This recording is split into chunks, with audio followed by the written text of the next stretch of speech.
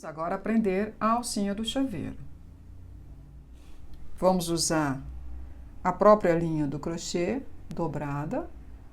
Vamos passá-la por uma agulha de tapeçaria, formando esta alcinha aqui na ponta. As duas pontas da linha foram passadas pela agulha e a alcinha ficou deste lado aqui. Agora, nós vamos prender a linha aqui, bem no centro do coração. Passamos a linha, vamos passar a agulha por dentro da alcinha.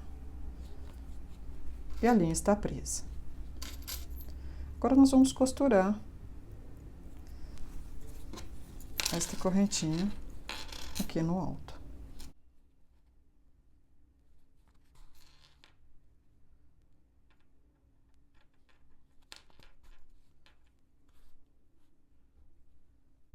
Vamos dar alguns pontos para deixá-la bem segura. E vamos arrematar.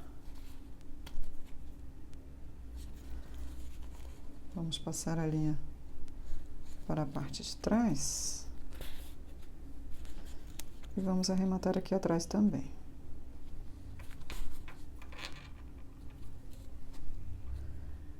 Agora, nós vamos jogar a linha dentro do corpo do coração.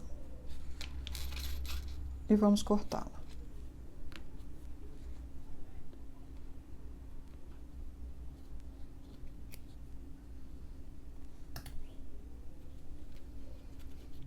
O chaveirinho está concluído.